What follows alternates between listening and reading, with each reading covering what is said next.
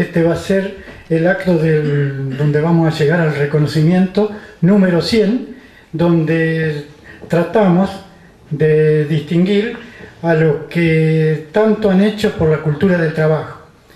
Y esta vez nos toca también reconocer justamente 3 martilleros y un comerciante dedicado a la vestimenta masculina. Hoy entonces vamos a comenzar con la distinción para el señor Guillermo Bavera, martillero, y le voy a dar a Miliki para que continúe. Bueno, Vito, acércate, vení. Bueno, Vito es un amigo de tantísimos años, ¿no? Mirando para allá porque están filmando y están tomando notas fotográficas. Quiero que me cuentes cómo nació esto de ser martillero. ¿Por qué se te ocurrió ser martillero? Y primero por lazos familiares, ya que mi papá llegó también a los 50 años de la profesión, y al abandonar los estudios vi la posibilidad de algo que me gustaba, porque yo ya lo secundaba a mi papá, y viajaba y aprovechaba y hacía lo que a mí me gustaba. Entonces vi como una posibilidad material de encarrilar mis cosas y hacer algo que me gustaba. Y darle una mano a mi papá, que ya se quería retirar también porque era mucho más grande el departamento judicial y mucho más cansador. Así que había que recorrer casi toda la provincia de Buenos Aires, y él, pese a que tenía auto, no manejaba. Así que tenía que estar siempre al lado de él apuntalándolo. Hablando de tu padre, yo por supuesto que sé cómo se llamaba, pero quiero que le cuentes al auditorio cómo se llamaba tu padre. Reinaldo Emilio Bavera. ¿En qué lugar tenía su casa martillera? Bueno, él tuvo en varias oportunidades, pero el centro de actividades lo tenía junto con el papá de Osvaldo. En la escribanía siempre estuvieron juntos hasta que se produce mi llegada con ellos, que lógicamente nos separamos, pero sin ningún problema, pero cada uno siguió y ya entró Osvaldo en la escribanía, así que fue un desdoblamiento. Vamos a seguir entonces. Invito al señor Jorge Rossi. 51 años de actividad llevo. Yo comencé en 1961 y un poco tomé el ejemplo de los que en aquella época, después colegas, eran los que dominaban la plaza.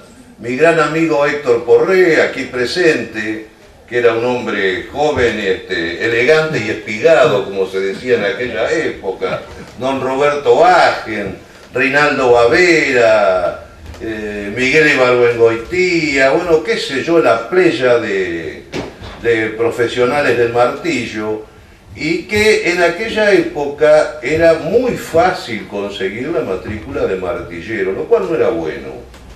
Pero en aquella época yo les diría que si no se sabía leer ni escribir, y a lo mejor si no se hablaba el castellano, era probable que acercándose a tribunales con el patrocinio de un letrado, la matrícula era muy fácil conseguirla. Como todas las profesiones que tuvieron orígenes, los odontólogos de hoy, universitarios ellos desde hace 80 o 90 años, eran los antiguos peluqueros que además de cortar el pelo o afeitar, también sacaban muela. Después se transformó en una profesión universitaria. Los escribanos hasta 1913 sacaban la matrícula dando un examen en la Cámara Departamental. Ese era el único requisito. A partir de 1913, el notariado se transformó en una carrera universitaria. Y los martilleros también fuimos, a través del tiempo y de las mayores exigencias y la mayor necesidad de tener conocimiento más amplio para prestar servicio como corresponde a la comunidad que confiaba en cada uno de nosotros, fue avanzando en el tiempo, se comenzó a exigir estudios secundarios, luego examen en la Cámara, luego salió la Ley Nacional 20.266, que fue un gran adelanto, que salió allá por mayo de 1973, fue un decreto ley en realidad del gobierno de la NUCE, Bueno, y hoy es una carrera universitaria como todas las que antiguas, inclusive tu profesión, Camilo, universitaria desde hace años, pero era un gaucho idóneo, el que hacía las punzadas y demás tareas inherentes a tu profesión. Bueno, vos le preguntabas, se fue Miliki. Miliki te preguntaba cuál era el remate más pintoresco que te acordabas. Yo no sé cuál es el remate más pintoresco de los miles de remates que he dado, pero sí me acuerdo de la venta más pintoresca que hice en mi vida. Un día estaba yo en el escritorio de la calle Alén 233 frente al viejo Cóndor y me anuncian que había un doctor, un abogado, que se llamaba Mirto Livio Pedrotta. Me llamó y me quedó grabado el nombre romano, bien románico por cierto, Mirto Livio. Después me enteré que estaba casado con una hija del doctor de la Vega, que era juez de falta en la capital federal, y vino a dejarme en venta nada más ni nada menos que una bóveda en el cementerio local. Una bóveda esplendente, muy bien ubicada, le daba sol de mañana y de tarde, lástima que la vendí. Yo estaba como Adán en el día de la madre, tenía la flor en la mano y la buscaba, Adán pobre no había mamá. Porque se sucede que había muerto la viuda del doctor de la Vega y ellos vivían en Capital, y entonces los únicos restos que había en esa bóveda eran los restos del doctor Juan Manuel de la Vega, un distinguido médico que hubo en Dolores hace muchos años. Tuvieron que sacar obviamente los restos y los llevaron a Capital. Y me deja en venta, que averiguara lo que valía, que esto, que lo otro.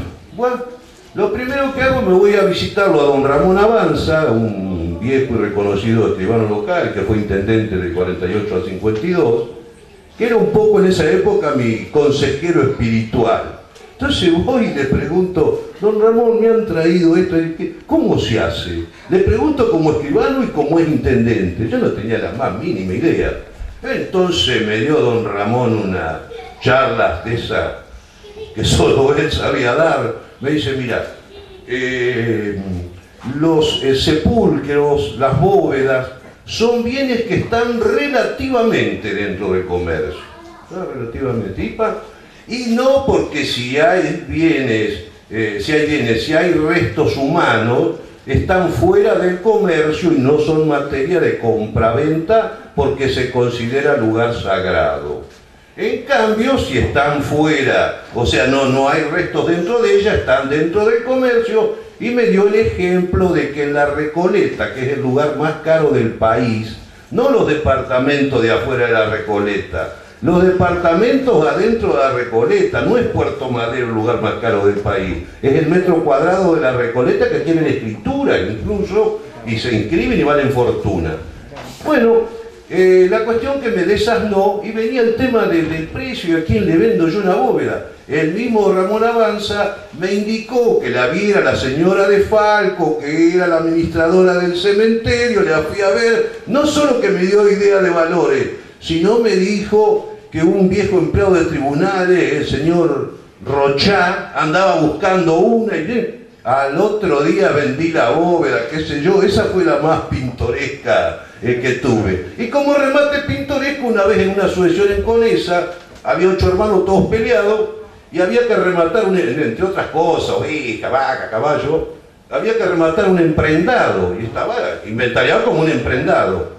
Pero los gauchos querían tener todos, cada uno de ellos, un pedazo del emprendado del padre que tenía plata y oro, los estribos. En vez de rematar el recado, tuve que hacer ahí sobre la marcha como 30 lotes y se pagó fortunas entre los hermanos, nomás se peleaban, cada uno quería llevarse que la rienda del padre, que el estribo del padre, etcétera, etcétera. Bueno, he terminado con las anécdotas, les agradezco muchísimo todo esto. Espero que no se te dé del inicio, nosotros pensamos estar en los próximos 50, así que gracias por todo y por la paciencia. Bueno, y me acordaba de la cosa pintoresca, lo que era Vicente Tucho Galeano, con otro martillero, otro que también tiene mucho que ver con este apellido, ¿no? Juan Carlos Madera. Adelante, don Osvaldo. Y bueno, un poco la idea pasa por ahí, ¿no? Reconocer gente que trabaja. Y no es común reconocer gente que trabaje justamente, ¿no? Es una cosa media rara. Un premio al trabajo, una cosa media extraña. ¿Cómo comenzó tu actividad, Osvaldo? Superamos el récord de Messi. Una vez llegaron a la oficina dos muchachos jóvenes que tenían esos sacos de cuero largos hasta abajo, ¿viste? Sí. Que me llamó la atención, hablaban medio como extranjeros. Andaban buscando un galpón para poner una fábrica. Y me acordé de la fábrica Santa Rita, que era de Roncorón y de Donatilio. Entonces lo llamé, a Donatilio tenía en venta. Fuimos al escritorio con esta gente. Me acuerdo que eran 10 millones de pesos, en aquel momento arreglaron 9. ¿Sí? O le ofertaron 9. Y quedó Donatilio en contestarle.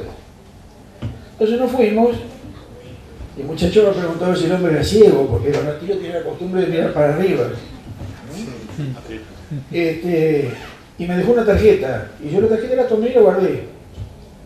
Y cuando llego a casa, la miro y decía Hotel Sheraton. Y yo le digo, mi señora, me empaquetaron. Y no puede. Entonces llamé al Hotel Sheraton. Y sí, efectivamente estaban ahí. Bueno. Y entonces me dijeron que los esperara el día tal, miércoles, jueves, en el aeródromo, que iban a venir en avión. Para la época era una cosa de loco. Yo digo, ¿qué pasa acá? Bueno, vinieron y compraron la fábrica. Instalaron una fábrica de guantes industriales. Esos guantes que van hasta arriba, que yo no sabía, los que trabajan con vidrio tienen la obligación de cambiárselos todos los días, los guantes de eso. ¿En qué año era, Osvaldo? Ah, ¿En qué año? no me acuerdo. 70. 60 Y por ahí debe ser, sí. Me pidieron un constructor, se lo recomendé a Alberto Rivas, que era lo mejor que había en esa época. Tito Rivas. Tito Rivas, Sí. con Jorge Peirano y su equipo. Sí. ¿Sí? Fue Julio de Cinco como plomero y el Negrito Díaz como electricista. Hicieron una fábrica espectacular, con oficinas y baños y vestuario para damas y caballeros. Contrataron 40 personas para coser, 40 mujeres, y en los 3 meses se fueron, desaparecieron. Quedó toda esa gente colgada. ¿Qué pasó? Al tiempo apareció el de la agencia de viaje que lo habían clavado y se tuvo que quedar con la fábrica, que la vendió después. Esa es una anécdota. Bueno, entonces, como decíamos recién, justamente el número 100 de las distinciones va a tener el honor de recibirla Miguel Olivera.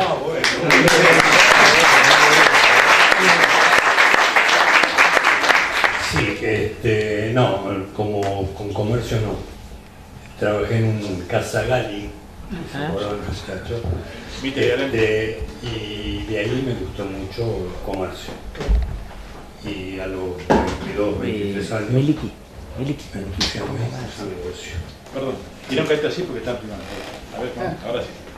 En el año en el 63. Estamos en 50. Claro, 50. me dijiste que en marzo, En marzo, 50 años. Bien, bien. así que medio siglo de vida en el comercio y en el mismo rubro. En el mismo rubro. Muy entusiasmado siempre, con la ayuda de mi señora. En principio mi hermana estaba en el negocio también. Y bueno, seguí adelante hasta acá. Y ahora jubilado, pero siguiendo en el trabajo. Sí, no me pueden sacar. Está mi hijo conmigo, pero del negocio no me saca. No puede despegarse. Pero la pasamos mejor, sí. Bueno, pero también tener la suerte que un heredero continúa con lo mismo. Sí, por supuesto que es una alegría muy grande que mi hijo se haga cargo del negocio.